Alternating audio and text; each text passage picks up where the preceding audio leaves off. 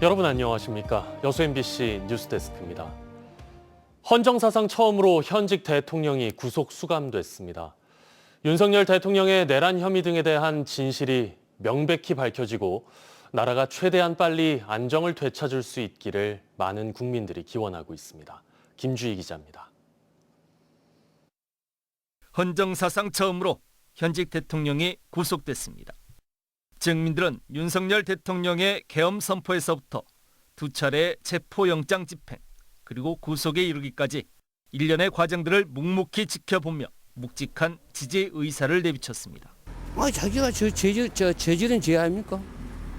자기가 저질렀기 때문에 자기 그에 대해서는 자기가 더 잘 알겠지 뭐.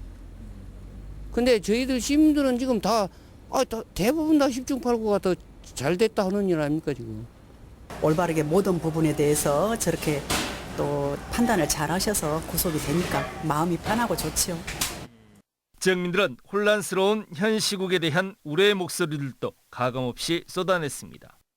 특히 일부의 극단적인 폭력 행위들에 대해 이성적인 대응 방식이 필요하다고 주장했습니다. 서로 이제 생각하는 게 다 다르지만 서로의 그런 가치관 그런 거를 존중하고 이해하는 그런 사이가 됐으면 좋겠습니다. 그러면서 공수처를 향해 윤석열 대통령의 내란 등 혐의 사실에 대한 최대한 철저하고 빠른 수사를 촉구했습니다. 우선은 이 혼란이 오래 지속되면 안 되기 때문에 그런 부분이 좀 빨리빨리 진행이 됐으면 좋겠습니다. 윤석열 대통령에 대한 헌법재판소의 탄핵 심판도 최대한 조속히 결론 지어져야 할 것이라고 주장했습니다. 그러면서 극도로 혼란스러운 국내 정치 상황이 봉합되고 국정 안정과 함께 시장 경기도 역시 최대한 빠르게 회복될 수 있기를 희망했습니다. 어쨌든 빠른 시일 안에 끝나기를 바라야죠. 그래야지 경제도 좀 활성화되었고 너무 어려워요.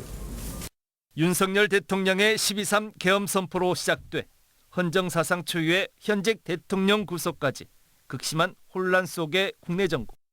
10여일 앞으로 다가온 민족 대명절 설 경기조차 느낄 수 없을 정도로 여전히 지역사회를 차갑게 얼어붙게 하고 있습니다. MBC 뉴스 김주희입니다. 윤석열 대통령이 구속된 데 대해 김영록 전남도지사는 내란 수괴의 결말은 준엄한 법적 처벌과 헌법적 파면뿐임을 전 세계에 보여주었다고 평가했습니다. 이어 더 늦기 전에 민생 경제에 집중해야 한다면서 정부와 정치권, 여야 모두 하루라도 빨리 민생 추경부터 시작하라고 강조했습니다. 국립순천대학교가 올해 정시 모집에서 역대 가장 높은 경쟁률을 기록했습니다. 학령 인구 감소 속에서도 글로컬 대학 30등 정부의 굵직한 교육 사업이 잇따라 선정된 게 영향을 줬다는 분석입니다.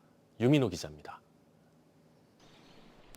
국립순천대의 이번 신입생 정시 모집 경쟁률은 5.77대 1입니다. 호남 지역 4년제 공립대학 중 가장 높은 수치인데 지난 1996년 정시가 도입된 뒤 학교가 기록한 역대 최고 경쟁률입니다. 수시 모집 등록률은 88.2%로 전년도보다 13.9%포인트 상승했습니다. 정시와 수시 모두 지난 모집과 분위기가 달라졌다는 평가입니다. 올해 2년 차로 본격적으로 접어들면서 이 사업에 대한 인지도가 확산되고 수험생들이 피부로 받아들이는 체감도가 높아지면서 확실히 홍보 활동을 진행하는 데 있어서 학생들에게 더 긍정적으로 작용했던 것 같습니다. 학령 인구 감소로 지역 대학이 신입생 모집에 어려움을 겪고 있는 상황.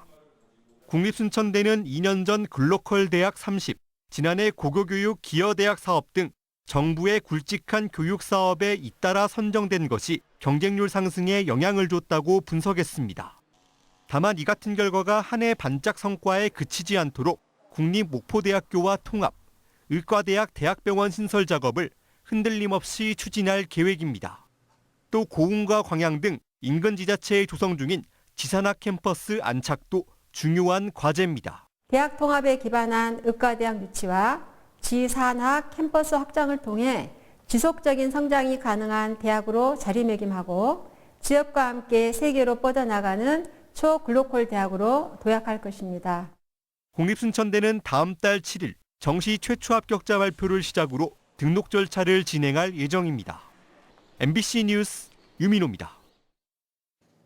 광양 매티제에서 여순 사건 희생자 유해 발굴이 본격적으로 시작됩니다. 광양시는 오는 21일 진상면 비평리 매티제에서 여순 사건 희생자들의 유해 발굴을 시작하는 개토식을 갖고 본격적인 유해 발굴 사업을 시작합니다. 이번 유해 발굴이 진행되는 매티제는 여순 사건 당시 광양 지역 여순 사건 희생자뿐 아니라 하동군 지역 보도 연맹 사건 희생자 등이 처형을 당한 장소로 알려져 있습니다. 여수시가 중장기 인구정책 마련을 위한 인구계획 용역에 착수했습니다. 여수시는 중장기적인 관점에서 바라본 지역의 인구 비전과 목표, 정책 방향 등을 설정하고 지역 특성에 맞는 대응 전략을 수립하기 위해 중장기 인구정책 기본계획 수립 용역에 들어갔습니다. 이번 용역을 수행하는 서울대 인구정책연구센터는 빅데이터를 분석해 전문가 자문을 수렴한 뒤 인구 진단을 통한 대안을 제시할 계획입니다. 한편 여수시의 인구는 지난 1998년 3년 통합 당시 33만 명이 넘었지만 지난해 26만 명대까지 줄었습니다. 지난 한 해 고흥을 방문한 관광객 수가 566만여 명에 이르는 것으로 집계됐습니다. 고흥부는 지난 한 해 동안 고흥을 찾은 관광객 수가 전년 대비 11% 증가한 566만 명에 이르렀다고 밝혔습니다. 특히 쑥섬은 전년 대비 95%의 증가율을 보였고 복례산과 팔영산 자연휴양림도 각각 45%, 43%의 증가세를 기록하며 지역의 인기 관광 명소로 자리 잡은 것으로 분석됐습니다.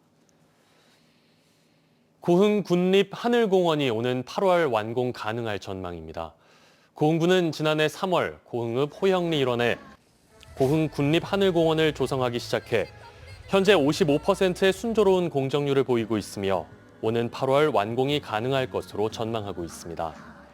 고흥 군립하늘공원은 봉안당 8,500기, 잔디형 자연장지 1,883기, 유택동산, 주차장 등의 편의시설을 갖추게 됩니다. 광양수산물유통센터가 지난해 12월 개장 이후 처음으로 흑자를 기록했습니다. 광양시는 지난해 3월 개장한 광양수산물유통센터가 도매시장의 매출 증가의 영향으로 지난해 12월 880여만 원의 이익이 발생했다고 밝혔습니다.